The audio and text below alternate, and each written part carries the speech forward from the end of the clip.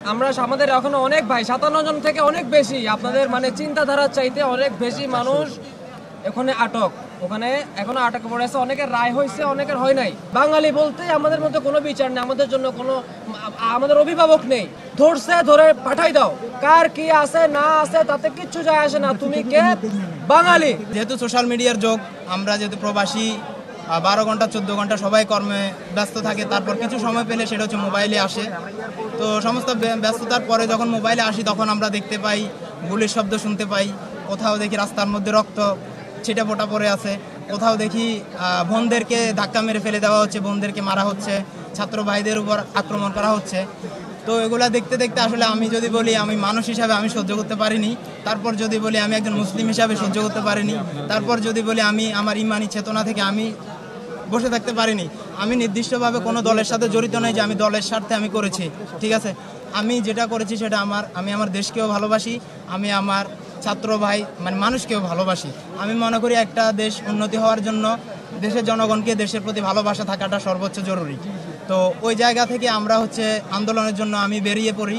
আর তখন আমি ওই দেশের কানুন সম্পর্কে খুব বেশি জানতাম না, যেহেতু খুবই নতুন মানুষ। কিছুটা অবগত ছিলাম, কিন্তু যতটুকু অবগত ছিলাম ততটুকু আমাকে রুখে রাখতে পারেনি। আমি যতটা কষ্ট পেয়েছিলাম বাংলাদেশের অবস্থা দেখে, তারপর আমি বেরিয়ে গিয়েছিলাম। আমি জানতাম কিছুটা হয়তো ক্ষতি আমার হবে, কিন্তু প্রবাসী ভাইদের এত ক্ষতি হবে আমি জানতাম না। জানলে হয়তো বা অন্য ব্যবস্থা নিতাম। আমি আমার ক্ষতি জেনেও আমি বের হয়েছি। যাই হোক, যখন আমরা আন্দোলনে গিয়েছিলাম তখন দেখা গেল আমরা কিছু সংখ্যক মানুষ, আমি যতটুকু জানি ইউএইতে ফার্স্ট মনে হয় আমরাই মাঠে নেমেছিলাম, আমি যতটুকু জানি। আর এর আগে কেউ নেমেছি কিনা আমি অবগত নেই। আর আমি যেহেতু সোশ্যাল মিডিয়ার সাথে ছোটোখাটো আমার আইডিয়া আছে, আমি ওইখানে অ্যাক্টিভ ছিলাম।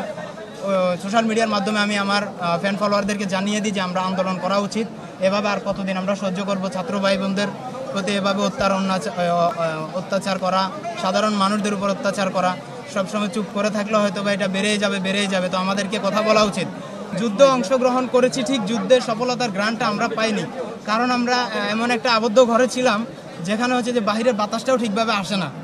তো এই দেশের স্বাধীনতার গ্রান্টটা আমি কোথা থেকে পাবো? যেহেতু আমাদের প্রবাসীদের কর্মসংস্থান ওইখানেই ছিল, অনেকগুলো স্বপ্ন নিয়ে প্রবাসীরা কিন্তু এই দেশ ছেড়ে যায়। দেশের মানুষের স্বপ্ন, পরিবারের স্বপ্ন, নিজেরও স্বপ্ন থাকে।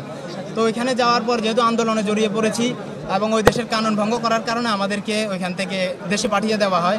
তো সবাই কেউ কম ক্ষতিগ্রস্ত হয়েছে, কেউ বেশি ক্ষতিগ্রস্ত হয়েছে, কারো বেশি গিয়েছে, কারো কম গিয়েছে।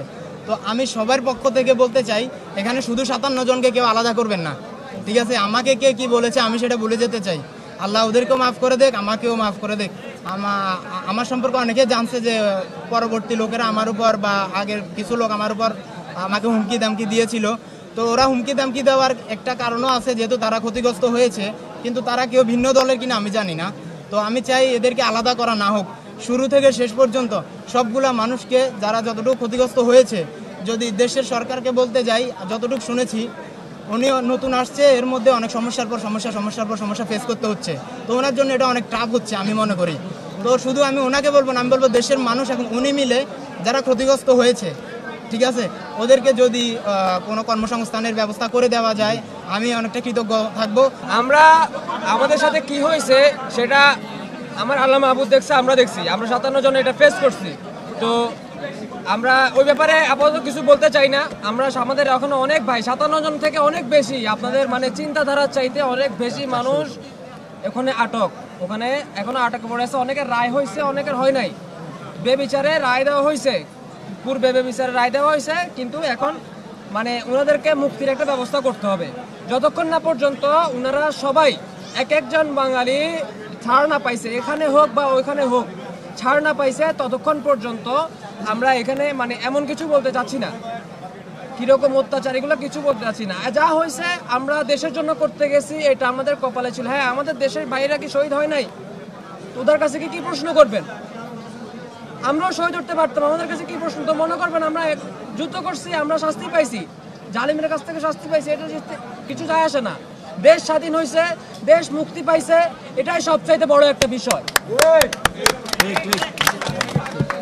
এখানে আমি একটা বিষয় বলতে চাই, এখানে 57 জন করে 2টা থেকে 3টা ব্যাচ ধরা হয়েছে। প্রথম 57 জনের ব্যাচটা ধরা হয়েছে 19 তারিখে এবং রায় দেওয়া হয়েছে 21 তারিখে রবিবার। কোর্ট খুলে আমাদেরকে রায় দেওয়া হয়েছে এর পরবর্তীতে ওই 22 তারিখ থেকে আবার লোক ধরা শুরু করছে। এর পরের ব্যাচও কিন্তু 57 জন, আবার তৃতীয় ব্যাচও হয়তো বা 57 জন।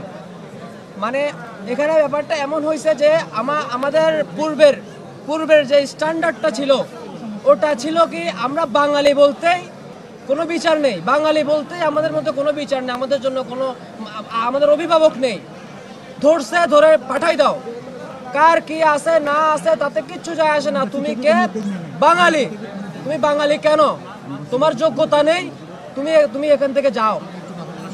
সবাই কি এখানে আন্দোলন করছে? করে নাই, কিন্তু সবাই ভুক্তভোগী।